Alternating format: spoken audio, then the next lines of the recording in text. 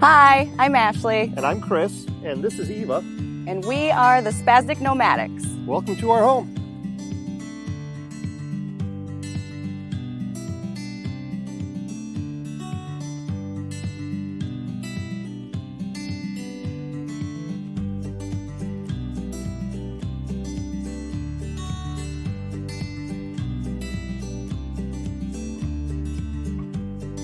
We both have prior relationships that we have kids from, we're kind of scattered all over the place already, from Wisconsin to South Carolina, family in Florida.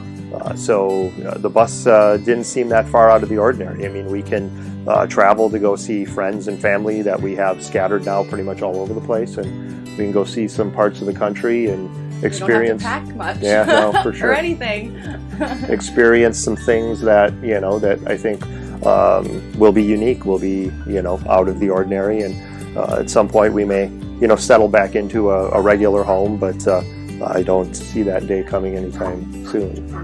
Not me either. So as you come on in, we have a nice big shoe rack for everyone to kind of get their shoes up and out of the way. We were super happy that we were able to find such a really big staircase, because as you go in and out, you don't even have to really step aside for anybody. So this was Chris's master. Actually, we have a video, so we have a full time lapse of him actually doing this whole dash area, but he completely, ripped it out. And I mean, I can't even tell you how many times he went in and out of this bus measuring and just making sure that each and every cut was right. Welcome to our living room now. We went with an L-shaped couch because we have actually a very large family, so a lot of times we might end up having a whole lot of people crammed in here for movie night or game nights or dinner. So it does have some storage up underneath that we have to kind of slide. So there's nothing in here right now, but eventually we'll fill it up.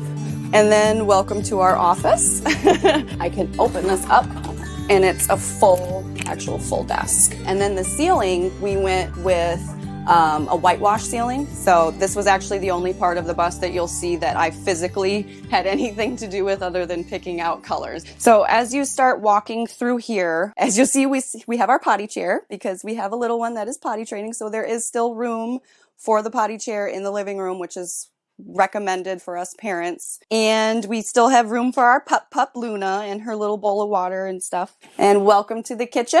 This is kind of my domain. This is where I love to hang out. Chris did these beautiful countertops for us.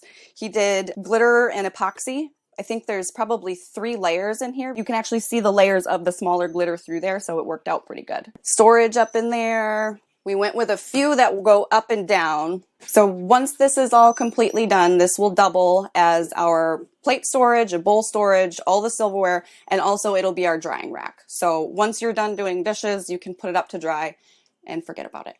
We went with a 3-burner gas top stove and then a microwave underneath instead of having a full oven, because I don't usually do a whole lot of oven things anyways. So we're kind of a one-pot cooking kind of family. So, and every once in a while we'll add, some microwave veggies to the meal and call it simple. So another thing is I'm a leaner. I'm a conversation leaner, and I'm always having to worry about where it's hitting on the hips. So we went with the leather pulls so that you don't really have to worry about that. And especially if you're in a smaller space moving out of someone's way, you don't really have to worry about bumping your skin into anything that's going to hurt. Have you take a peek inside the fridge? We're big sauce people. We still have all of our sauces, all of our milks, all of our meats and cheeses. And then our sink, we went with rose gold.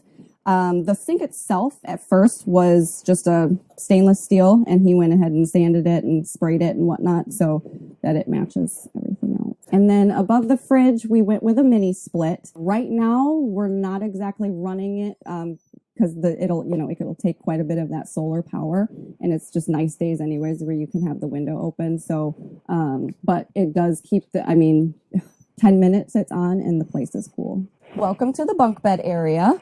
This here is Eva's bed, and up here right now is just kind of storage, which we realize now we didn't put a light in. So now we're realizing as we're trying to look and find stuff, we probably should have put a light in. So we'll end up doing that. Welcome to the bathroom. We have a compost toilet.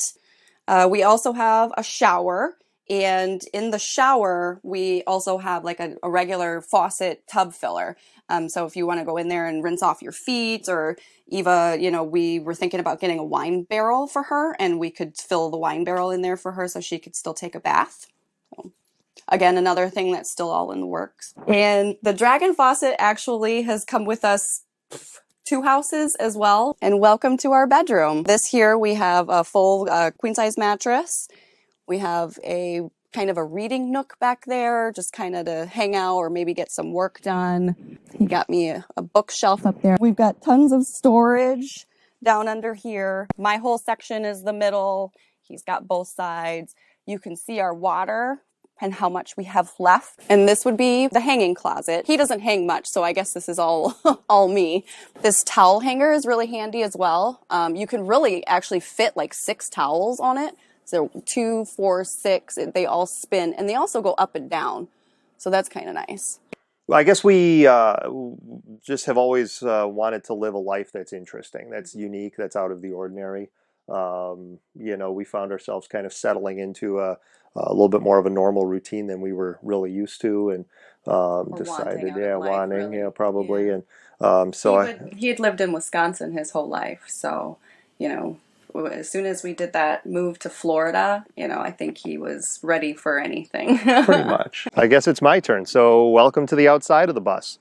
We have right now 800 watts of solar up there. We just added an extra 400. Additionally, on the top of the bus, we also have a Wi-Fi system that helps pull in signal and amplify that for us. When we were designing and building the bus, Ashley wanted to have as much security built in as possible. So going all the way around the bus, you'll see that we have corner lights at each one of the corners. That way we can pretty much light up the entire exterior of the bus. There's also 4 cameras going all the way around, both sides, front and back, that can feed into a little recorder and keep track of what's going on around the outside of the bus. Continuing on around the outside of the bus, we do have a lot of outdoor storage. You can see we have a little grill here right behind the tire. This is where the mini split lives, down underneath the skirt. We do have an activity bus, so we have a lot of outdoor storage going around the outside of the bus. This compartment here is basically just storage right now for extra propane tanks. Here we've got a bunch of storage. The generator, in case we need it, lives down here. The shower that you probably saw up above extends down into this compartment. This is what I kind of refer to as our basement compartment. We have 3 different storage tanks down there, one of which is regular gray water from the sinks. One of them is water from the shower, and I'm working on a sand filtration system for the shower water. So what it'll do is it'll recirculate the used shower water, run it through a sand filter, and replenish it into another tank here that will be usable water back into the shower. We have an engine compartment here. Again, not a lot to see. This bus, sadly, is equipped with a Ford Power Stroke 6-liter, also known as the VT365. It's known as a temperamental motor and not the best in the world, but we weren't familiar as we should have been with engine transmission combinations when we went shopping for a bus. So in hindsight, that would have been something that I would do differently, is to do a little bit more research on engine and transmission combinations, what they mean, and how they play into it. So after it all shakes out in bulletproofing and all of the other engine improvements, we'll probably spend more in that than we did on the bus to begin with. So a little bit of research would have gone a long way when it comes to that sort of thing. So here on this side, this is the compartment that's immediately across from the one we looked at before. In this compartment lives tools, as well as a regular propane RV furnace. This runs up through 3 ducts throughout the bus space. I decided to keep the furnace down here primarily because it creates a lot of warmth in colder climates, colder areas, so that way our tanks don't freeze, we don't have any real issues. We're from Florida, so we don't have to deal with that very often, but just in case we head back up north.